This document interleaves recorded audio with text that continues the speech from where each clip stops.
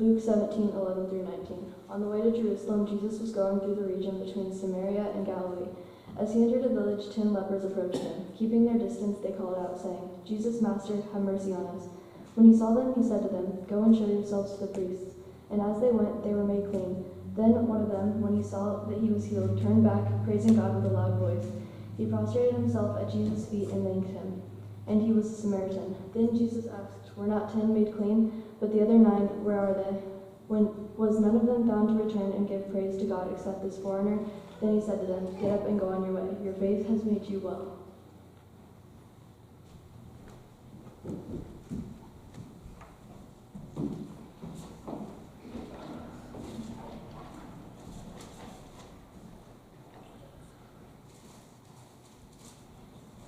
So, gratefulness.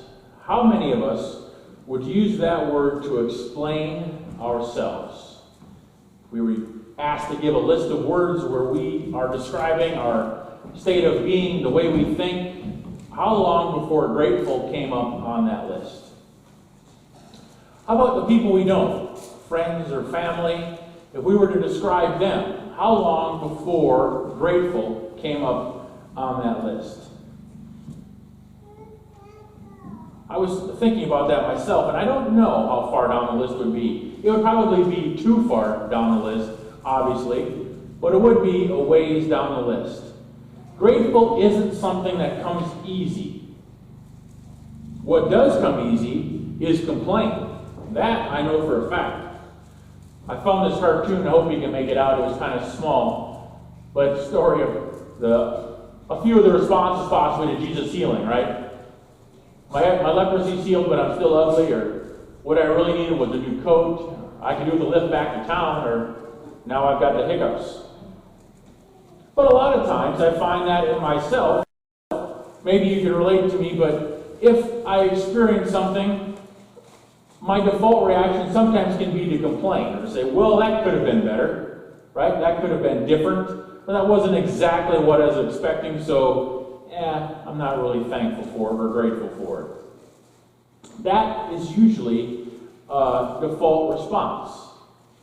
Sometimes we take for granted the things that we have. And that taking for granted is what leads us to that kind of non-grateful attitude, or that not being thankful for what we have. Think about when you do something and you're not thanked for it, whether it's at your job, whether it's around the house, or whether it's with friends. Sometimes it doesn't feel very good. Although we don't do things, hopefully, to get praise and thanks, think about when you are recognized for something that you've done. Right? Again, whether at your job, whether it's around the house, if it's a simple thank you, if it's a simple email, or if it's a handwritten recognition to say thank you for whatever you did. The feeling that you get when you are recognized for doing something. Two completely different feelings. And that's what Jesus is talking about today. Not taking something for granted.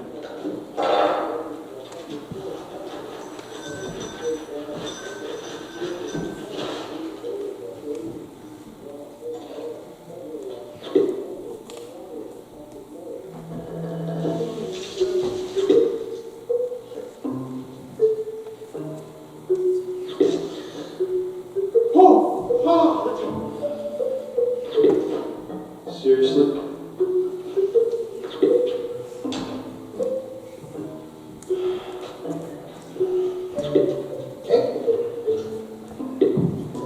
Oh. Where is it all going? Please, please, please.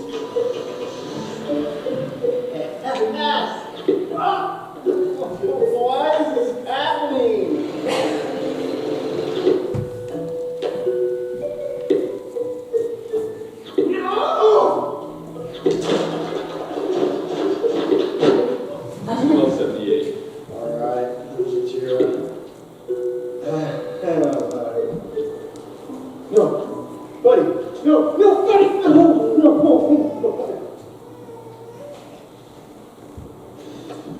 Hey, honey, are you taking things for granted again? Yeah, I guess so. All right, well, is there anything you can do about that? Lord, will you please give me a more grateful heart? Honey!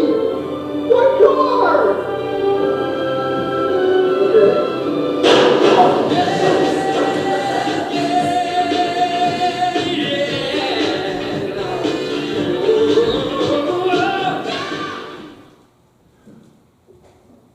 I do a good job of taking a lot of things for granted. If I were to think about and sit down and write down all the things that I had to be grateful for, it would be a long list. The things I actually feel grateful for would be a shorter list, because you just do. It's human nature. You take things for granted after a while. You just get used to it. And that's not a great thing. During the sermon here, you were given, hopefully, a little piece of paper with an envelope. And let's just be a thank you card. So as we go through the sermon, if you think of someone that you are grateful for, and you haven't written them or you haven't told them thank you, write on that card. Just say thank you for whatever. And then put it in the envelope and address it to them, and send it to them or give it to them. So be thinking of things maybe or people you haven't acknowledged as being grateful. And this is a real way we can do that. So as we look at this story, Jesus is teaching us a lot of things in this short parable. It's 9 verses. There are many things happening. If we look carefully at the story, it's kind of interesting. The 10 lepers approach Jesus. He's in a region that says between Galilee and Samaria. Samaria is a foreign country. They're hated by the Jews. They're called the Samaritans, the people that live there. They do not get along with Jewish people at all. So Jesus is traveling on his way to Jerusalem, and he's kind of in between both places. So 10 lepers approach Jesus and they say, "Master, have mercy upon us." The word master is only used in the Gospel of Luke, and this is the only place it's used by someone other than Jesus' disciples. So by the lepers calling Jesus master, they already have some faith and already have some knowledge about Jesus and what he can do for them. So he says, they say, "Heal me of their leper, of our disease." And Jesus says, "Go to the priests, show yourselves to them, and they'll judge you clean." So the priests or the lepers turn around and they head back to the priests. And on the way, they figure out they've been made clean. They ask Jesus for mercy, and Jesus says, "Do this and you will be healed." And they listen. They're not healed before they turn and head to the priest. They're healed on their way to the priests. They had to show another belief in Jesus, another act of faith before they could be healed. So then we come to the part of the story where we have the one leper come back to say thank you. We need to know that the other 9 don't do anything wrong. They were told by Jesus to go to the priest, show yourself, and they'll give you a clean bill of health, and you'll be able to rejoin society. Lepers back then had to live apart from people. They had to stay so far away they were not allowed to be part of any normal society, if you will. So the other 9 were obeying what Jesus said. Go back to the priests. The Samaritan that we're told that came back wouldn't have been allowed to see the priests anyway. Wouldn't have been allowed in the temple. So he really came back just because that's the only place he could. The only thing he could do was come back to Jesus. So, why did he come back to say thank you? He could have went to his home. He could have went back to where he lived to rejoin his family. We're not sure what happened to the other 9. Maybe they started a ministry for other leper colonies and other lepers. Maybe they began to do great works because they were healed. We're not told. All we're told is that one came back to say thank you, and he receives a second blessing from Jesus. The foreigner, the Samaritan, came back. Another way you can look at this parable is that it's not about thank you notes at all. Instead, it's about Jesus' preference and God's preference for the foreigner, for the least of those among us once again. But today I want to focus on that Samaritan who turned back. He was blessed a second time, if you will. Again, the other 9 were doing nothing wrong. They were following Jesus' commands. They were healed. Their lives probably went on as normal. We don't know what they did for sure. But the man that came back received a second blessing, and Jesus said, "You have been made whole." The Greek word there is pretty complicated, but it can mean saved. It can mean salvation. He received that second blessing from Jesus that the other 9 didn't get. So what does that mean for us? Well, think about it for a second. If you're sitting down to a meal with your family, you've prepared it all day, and you sit down and you enjoy the meal and you have a good time, if someone says thank you, right there at the dinner table, thank you for making this for me. Thank you for the time and effort you put in this. We've really enjoyed it. Or think about you're out doing something, and you just have this great experience, whether it's traveling on a vacation or sometime, and you look over to your companion beside you and you say, thank you for sharing this with me. Thank you for coming with me. I'm glad you could be here. I'm glad we could do this together. Each time, the blessings are kind of multiplied. You get the blessing of sharing the experience. You get a second blessing when the thank you is expressed and gratitude is shared. That is what Jesus is teaching us in this story, is that gratitude is 2 things: perception and articulation. Our ability to recognize the blessing, and then our ability to give expression to the blessing. How often do we do that? How often do we say thank you for a lot of the simplest things? I think gratitude is one of the noblest emotions. Maybe one of the most important emotions that we have. Because it taps us into something bigger and larger. It releases us from fear and anxiety. It allows a foreigner to return to a Jewish rabbi to say thank you. And he's blessed again and reminded that he's a child of God, loved just as he is. And that's what the other 9 missed. Sure, they didn't do anything wrong. Sure, they were healed. But they didn't see their good fortune, and they didn't voice their blessings. They missed that second blessing. I'm grateful. Or thank you. 2 powerful words. There was a story as I was doing the little bit of research for the sermon that a commentator was saying that he had a friend that always responded to the question, how are you, by saying, I'm grateful. Try that sometime. When someone asks you how you are, you're expecting a pretty standard response, good, right? Or maybe I've been dealing with a sore back lately, or maybe they'll say fine or excellent or something. But when someone asks you how you are, say, I'm grateful. Think about that. The response it may get from them.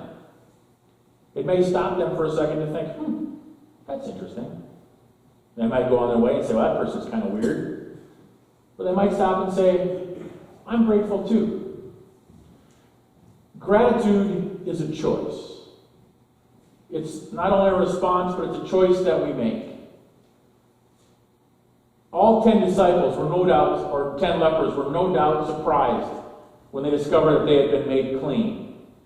I'm sure they were overjoyed. I'm sure they were celebrated. They probably all ran to the priest to get their certificate of clean health, and I'm sure they all wanted to return to their lives. Maybe a few even took it for granted. We don't know for sure. But we do know that only one felt thankful enough to return to say thank you, to express his gratitude to Jesus. We can decide to go this way too. Now, it can be hard at times to feel grateful when we're dealing with a situation where we're overwhelmed with grief, or we're just dealing with too much loss where it's impossible to feel grateful. And that's fine.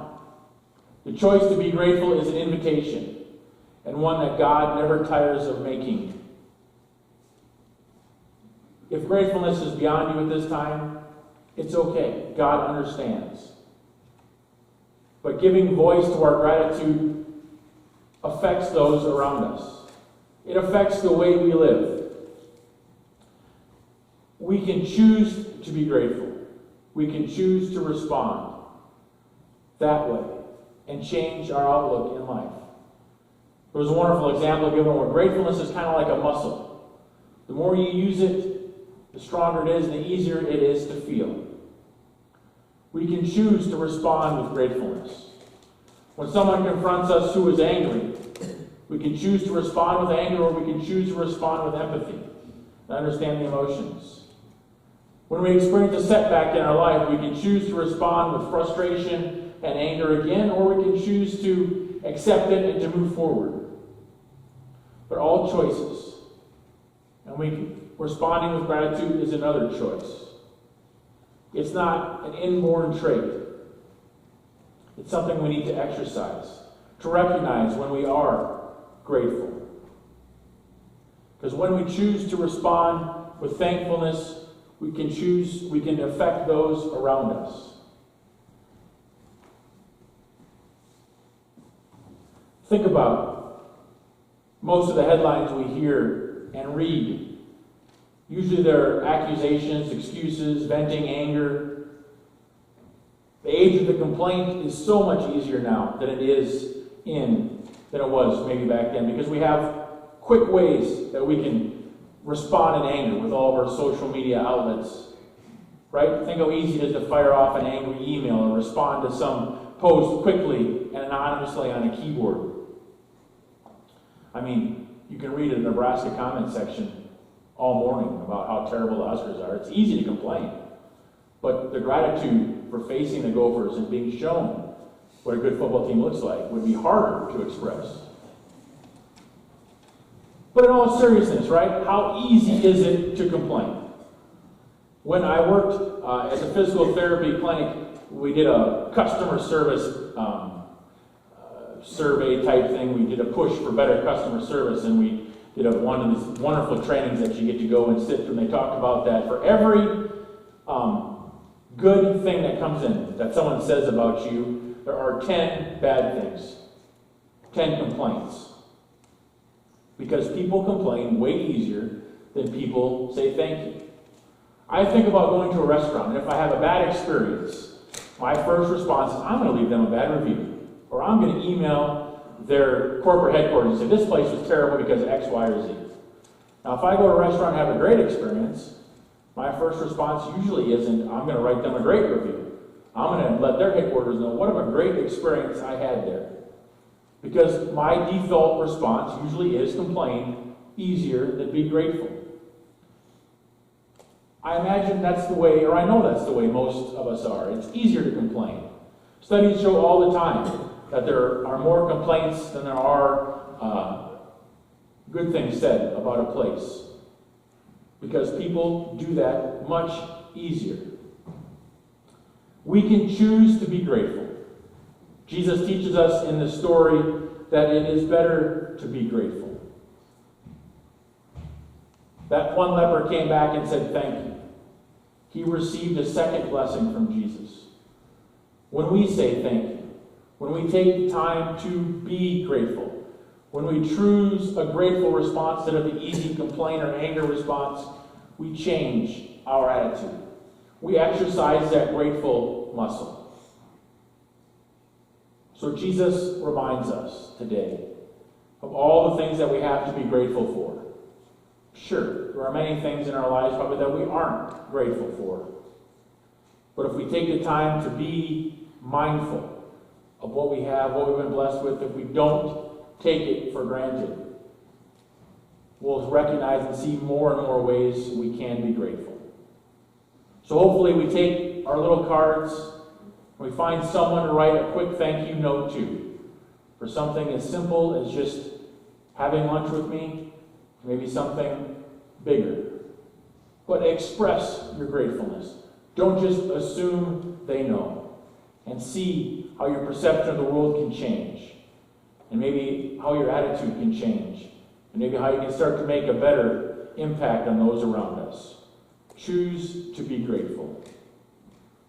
Amen.